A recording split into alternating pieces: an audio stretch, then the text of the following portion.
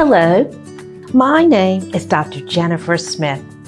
I'm here today on behalf of Dr. King and Golden Period. Today, we would like to focus on the following: teaching your child how to describe how their body feels when they are sick. One of the worst things to experience as a parent is having a sick child, and that child not being able to verbalize or communicate why they are sick or physically feeling bad. When you have young children, until they are old enough to communicate with you verbally, it may be challenging to understand their level of pain or discomfort when they're not feeling well. When a tummy ache, a high fever, or an upset stomach disturbs your child's comfort level, the first thing you want to do is to make them feel better. However, how do you improve their level of sickness when they're not even old enough to verbalize what's wrong with their little bodies? Or even if they are old enough to speak, their brains are not able to process and communicate exactly what's wrong with them. Let's get started with this important lesson so your child will learn simple strategies to let you know when their little bodies are sick. If your child is younger than 2 years of age, it will be difficult for them to communicate to you that they are not feeling well. As a parent, it will be your responsibility to be able to fully monitor the well-being of your child from birth to any age before they become adults to address their illnesses when they're not feeling well. From birth to age 2, pay close attention to your child's emotional behavior and physical appearance. By monitoring these two aspects, you will be able to identify when your child is sick. You may not realize the cause of your child's sickness when they are young, but at least you'll be able to recognize whether or not they are feeling well by simple states of emotions. Crying a lot when they're not feeling well, with a possible sore throat, aching tummy, headache, and especially when they are teething. When you recognize that sickness has overcome your child, immediately take them to a doctor so they can be treated for whatever is ailing them or causing them sickness. When your child is older than 2 years of age, 3 years or older, they will then be able to let you know by verbal communication that they may not be feeling well. However, it's still a good idea to teach your child how to describe their body's symptoms when they are sick in an effort for you to treat their sickness at home first.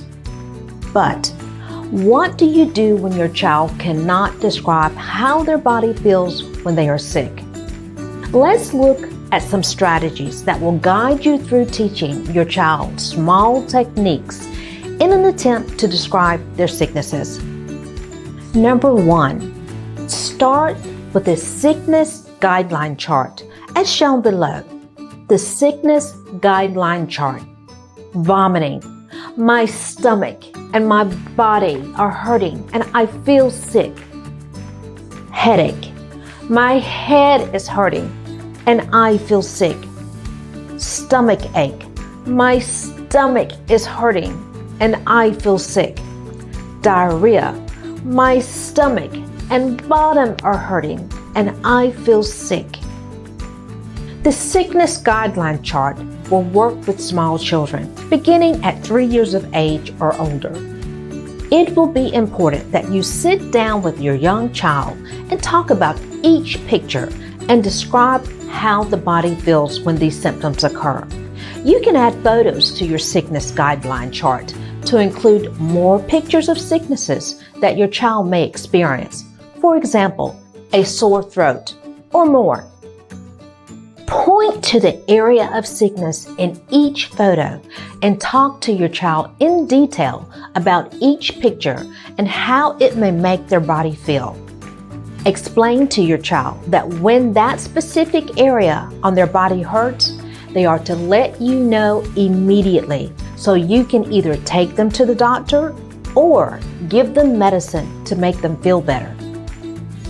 For example, say to your child, "Can you point to the picture on the sickness chart to show mommy where your body is hurting?" Look at the picture on the sickness chart and point to the one that matches where you are hurting. Is it your stomach, head, throat, bottom, or another part of your body? If your child is 5 years of age or older, they may not need the sickness guideline chart because they will be old enough to verbally communicate how their body feels when they are sick. Please also know that it will not be your child's responsibility to always tell you that they are not feeling well or that they are sick. It is your job to fully monitor your child's well-being from birth to adulthood because many times children may not even realize that a sore throat, a headache, or a tummy ache is actually a sign of sickness. That's why your role is so very important because although you want your child to be able to communicate when they are sick and how their body feels from the symptoms of sicknesses, the overlying responsibility still rests with you as their parent. We hope that our sickness guideline chart will educate your young child to better communicate how their body feels.